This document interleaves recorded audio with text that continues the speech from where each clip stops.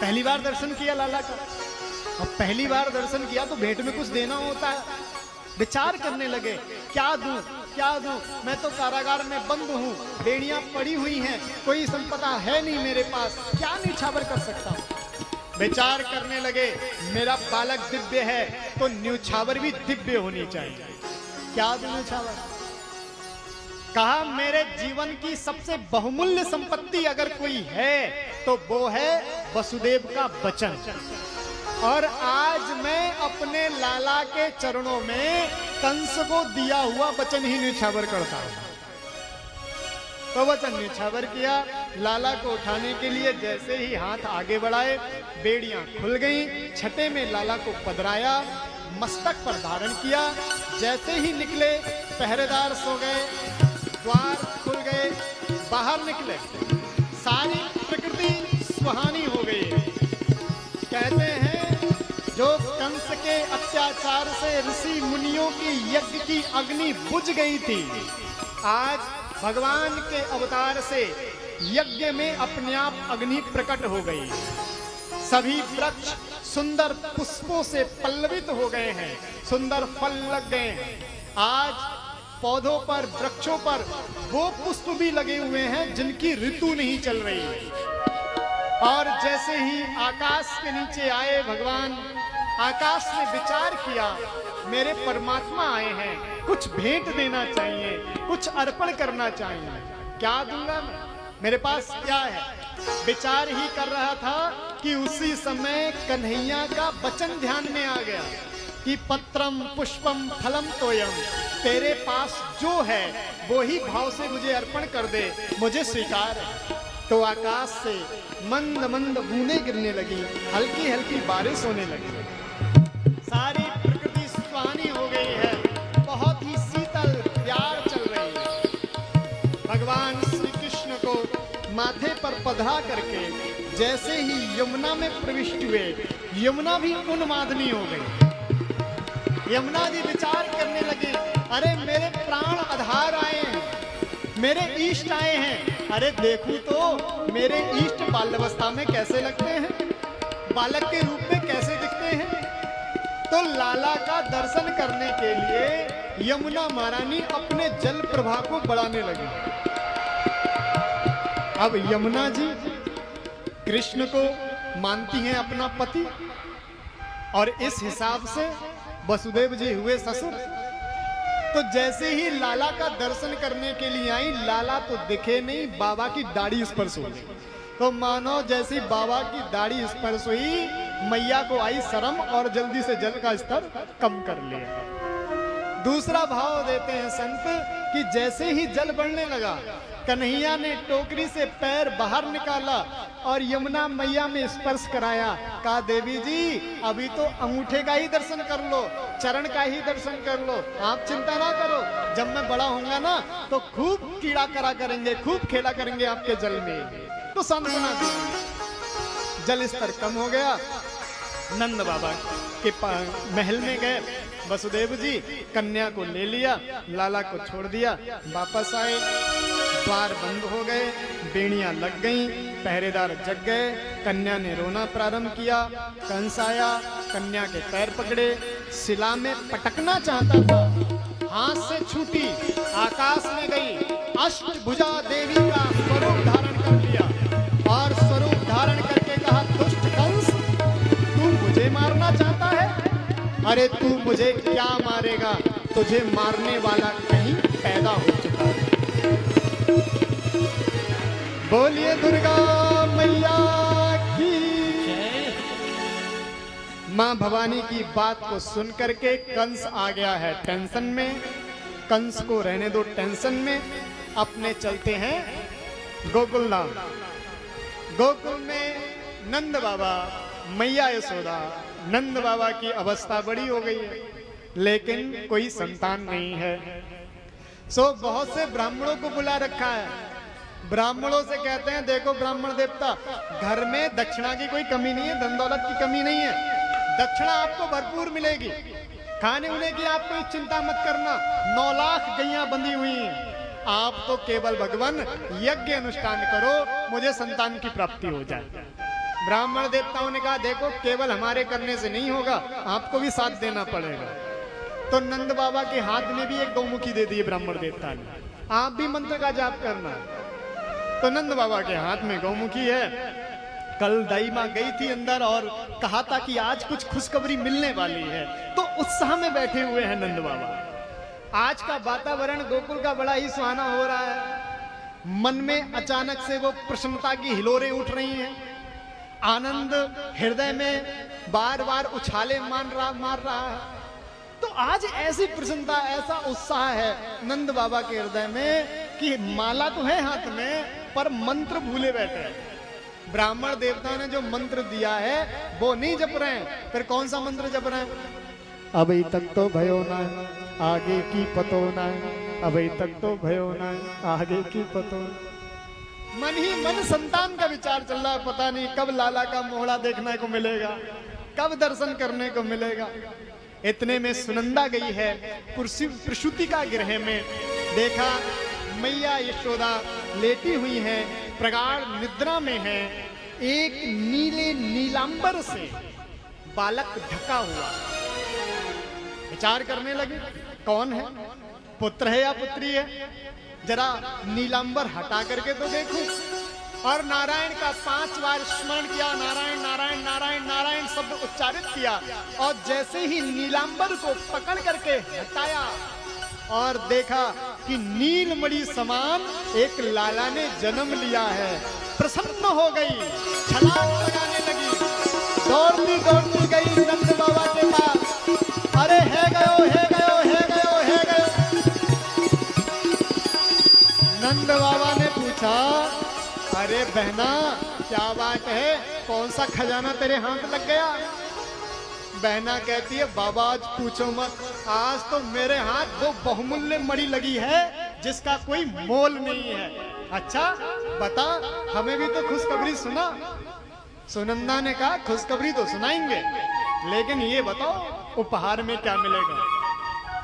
बता देवी जी, बता बहना तुझे क्या चाहिए? सुनंदा कहती है बाबा जब से मैंने मैया यशोदा के गले में वो 9 लखा हार देखा है, तब से मन में एक ही विचार चल रहा है, अगर मेरे गले में भी ऐसा 9 लखा हार आ जाए तो आनंद आ जाए। नंद बाबा ने कहा अरे देवी चिंता ना कर, तू हार की बात कर रही है, ये ले मेरे खजाने की चाबी, जो तुझे चाहिए वो ले लेना, पर बता तो सही खुशखबरी क्या है? तो सुनंदा कहती है बाबा हम गोपियों का आशीर्वाद काम आया है, ठाकुर जी की कृपा हुई है, आज आपके आंगन में नीलमणि के समान बालक ने जन्म लिया है। लाला के जन्म की बधाई हो, बधाई हो, बधाई हो, बधाई हो, बधाई हो, बधाई हो। और जैसे ही नंद बाबा ने सुना लाला ने जन्म लिया है, 80 वर्ष की अवस्था है, 80 वर्ष की अवस्था को भूल गए, मानो केवल 16 वर्ष का कोई बालक हो, ऐसी ऊंची छलांग लगाई है। अरे लाला ने जन्म लिया है तो दर्शन करने जाना चाहिए। बाबा दौड़े दौड़े गए और जैसे ही ऐसे उत्साह में गोप ग्वालों ने देखा, बड़े प्रसन्न हुए बाबा को प्रसन्न देख करके। तो ग्वालों ने लोग कहा कहाँ जा रहे हो बाबा? बोले लाला का दर्शन करने जा रहे हैं। ऐसे फटे पुराने कपड़े पहन करके जाओगे? ऐसा नहीं होता है। जब पहली बार दर्शन करने जाओ तो बढ़िया बगलबंदी बांधो, सुंदर लांग वाली धोती बांधो, माथे पर पगड़ी लगाओ, सुंदर माला धारण करो, तब लाला का दर्शन करो। बाबा के बात समझ में आई, हाँ ठीक है आप ही श्रृंगार कर दो। तो सभी गोपों ने बड़ा सुंदर सुंदर लांग वाली धोती बांधी, बगलबंदी बाबा को पहनाई, सुंदर माला पहनाई, माथे पर पगड़ी पधरा दी। बड़ा प्रसन्न और प्रसन्नता में चेहरा और निखार मारता है। तो बाबा का चेहरा भी निखार मार रहा था। और जैसे ही बाबा जा रहे थे उसी समय जब बूढ़ी बूढ़ी गोपियों ने देखा, बोले बाबा तो बड़ा अच्छा लग रहा है, कहीं ऐसा ना हो कि किसी की बाबा को नजर लग जाए, तो कैसे बचाए नजर से? तो एक गोपी ने दही की मटकी उठाई और बाबा के ऊपर डाल दी। जैसे ही दही की मटकी पड़ी, बाबा ने कहा अरे आपने ये क्या कर दिया? अरे सखाओं ने इतनी मेहनत करके श्रृंगार कराया था और आपने सबरा श्रृंगार खराब कर दिया। गोपियों ने कहा पहली बार हुआ है इसलिए कुछ नियम पता नहीं है।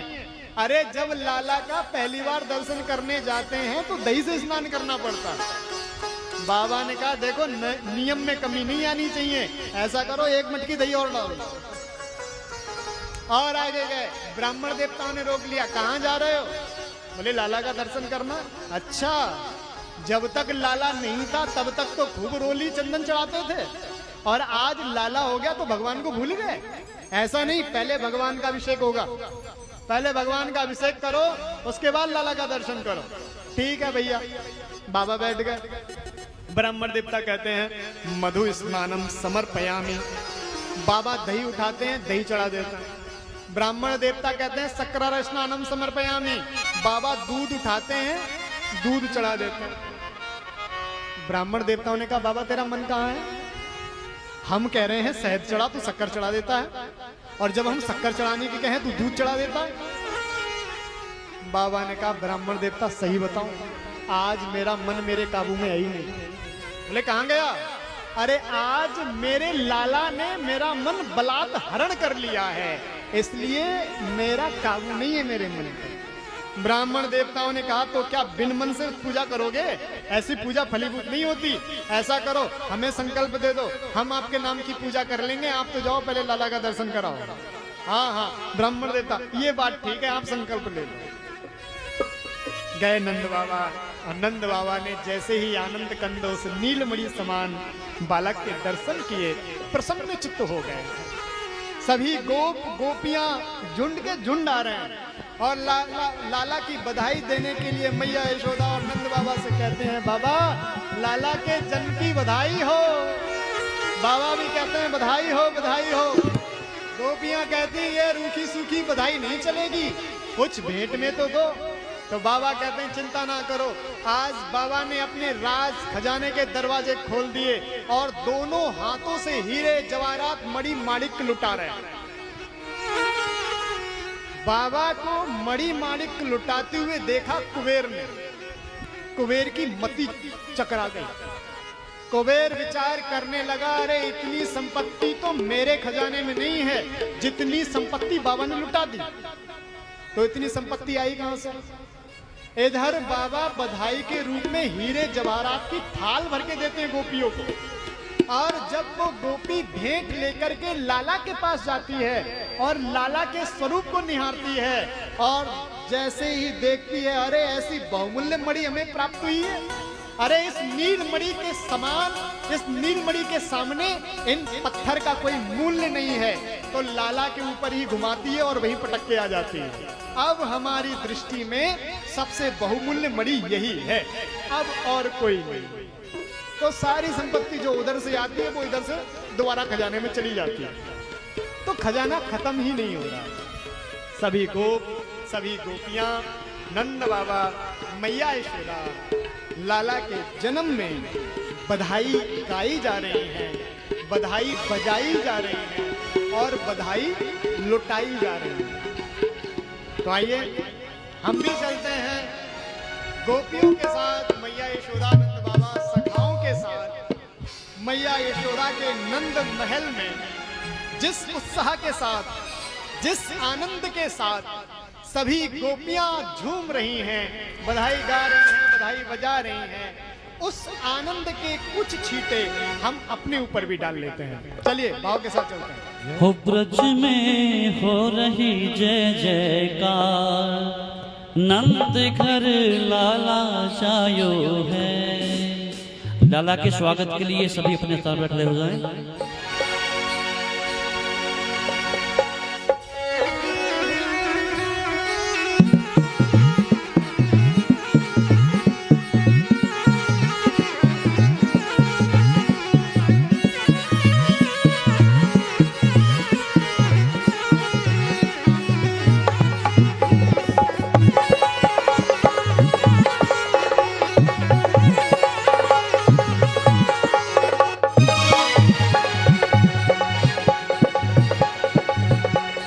ब्रज में हो रही जय जयकार, नंद घर लाला जायो है। ब्रज में हो रही जय जयकार, नंद घर लाला जायो है, लाला जायो है, नंद घर लाला जायो है, ओ लाला जायो है, नंद घर लाला जायो है।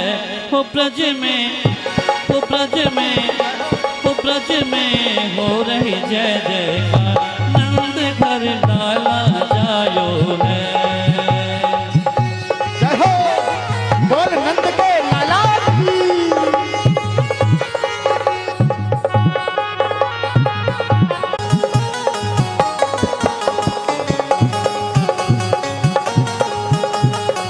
जय हो ग्वाल बाल सब हिल मिल गावे, यूथ के यूथ नंद घर आवे। ग्वाल बाल सब हिल मिल गावे, यूथ की यूथ नंद घर आवे। ब्रह्मानंद समान आज सुख, ब्रह्मानंद समान आज सुख, सबने पायो है।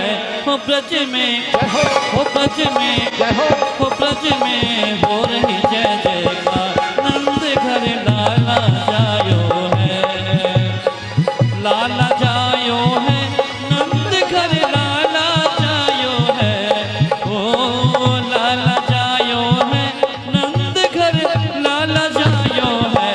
हो ब्रज में, हो ब्रज में हो